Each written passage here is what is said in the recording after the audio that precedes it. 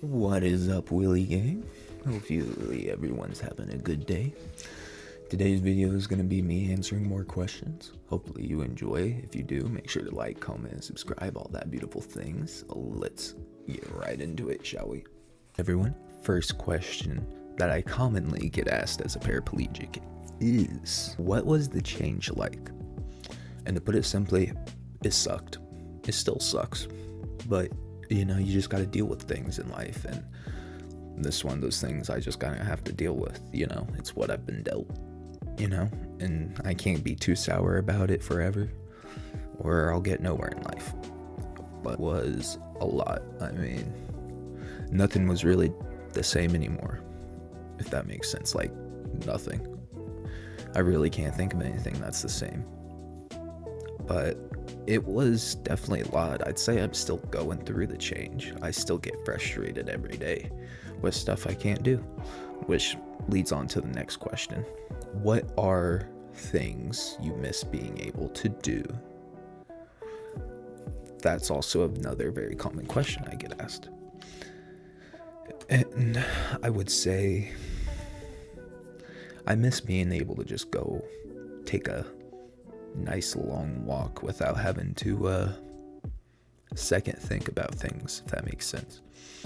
Usually I have to prepare a lot more every time I go anywhere. I can't just up and leave, you know? I can't just up and go. I have to prepare. I have to make sure everything's good.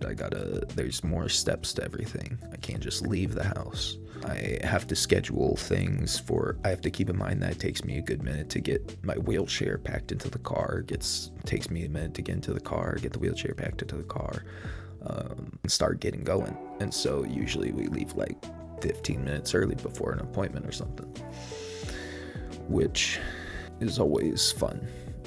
To put it simply, always very fun.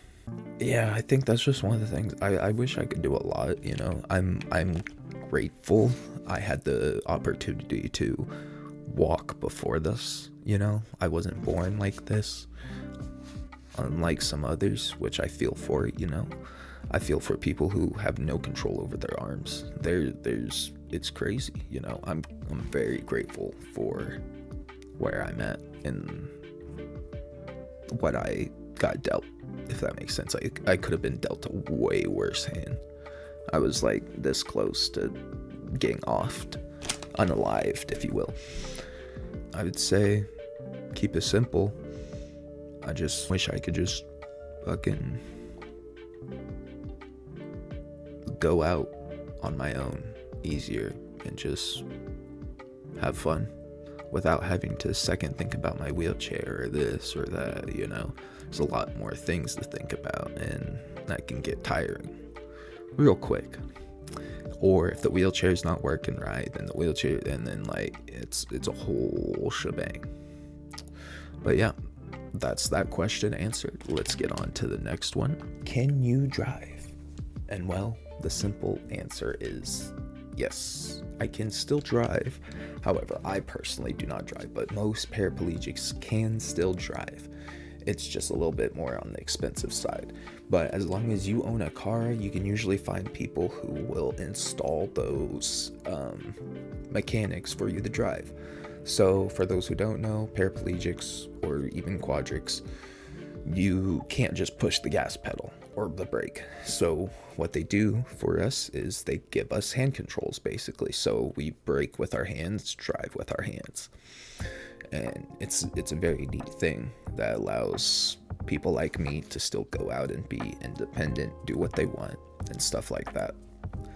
But it is a pretty penny, and you never know if insurance will even cover. This question I got from a comment in my Instagram right here. Shout out to that one person, .1. Go check them out. They are also a content creator and they make lots of cool things, so check them out there. When the accident initially happened, was there anything that you felt happen immediately thought, oh shit, I'm fucked? And put it simply, yeah, I do. I have the very faint memory of after the immediate accident, I woke up staring at the sky And I remember seeing those trees and like it was like, what the fuck? You know, like, did I just fall asleep in the forest? You know? Um, but yeah, you know, I definitely remember not being able to feel my legs in that split moment. And like in that split moment, I remember being like, oh no, oh no. Like I I guess I was screaming. I couldn't feel my legs. I couldn't feel my legs from secondhand parties that heard. I don't remember much of it. My brain kind of blocked it all out. But it's a very good question.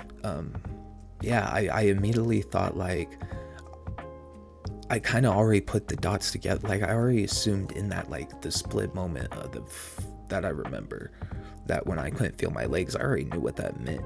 You know what I'm saying? So it scared me, I'm pretty sure, in that moment. But that scared got blocked out to where I don't remember it as much. People who were around do, but I don't. For southeast Oklahoma City, emergency crews are responding to a flipped car with multiple people trapped inside. A lot happening out there on the scene. Jim Gardner and Bob Mills, Sky News 9 up in the air with the very latest. Jim? That's right. This was a pickup truck with two male individuals driving it down 119th and Lake Stanley Draper Drive on the west side of the lake here when they lost control and went into this ditch. So they were trapped for quite some time, but Oklahoma City firefighters were ready to get them out of that pickup truck. One person has been transported by IMSTA. The second person there you see with the neck brace getting ready to be transported by IMSTA out of Norman here. But again, the good thing is that Oklahoma City Fire arrived on scene, was able to get them out. Don't look like their injuries are too serious, but this happened on the west side of the lake at 119th and Lake Stanley Draper Drive. Jim. That question answered.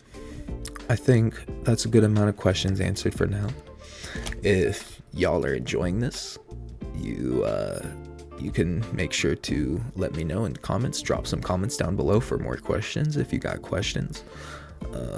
I would appreciate it. Gives me more ideas to talk about and shows you guys how I kind of deal with life. I got a few more questions in the bank, but this was informational and you learned something, took away something from this video, and make sure to just give people in wheelchairs the benefit of the doubt for the most part. You know, we do like our jokes, we do like being, you know, just like normal people getting made fun of, but sometimes it can be hard when you're constantly reminded of something you had no control in. Does that make sense? Like making fun of someone's weight, that's not the worst because technically you can lose weight, but usually when it comes to making fun of like someone's disability, like it's got to be good, you know? You can't just keep ranting out the same shit or it's just gonna drill them in mentally and make them suppress more. Especially it's already hard enough living day to day in a wheelchair. When you have people constantly like just putting you down about it and stuff, that could it's definitely doesn't help people, or at least not me. But I mean, I like jokes. I like being made fun of. You know, I'm a big guy. I got plenty of fat jokes when I was younger. So I basically traded fat jokes for wheelchair jokes. But still, there's some jokes where it's like, I literally had no say or control in this, really. I mean, I guess I did because it was my decision to ride in the back of that truck. But yeah, who knows? It's a gray area of life, am I right? Thank you for watching. I hope you enjoyed the video. If you did, make sure to leave a like, comment, and subscribe. And I'm rolling out, y'all.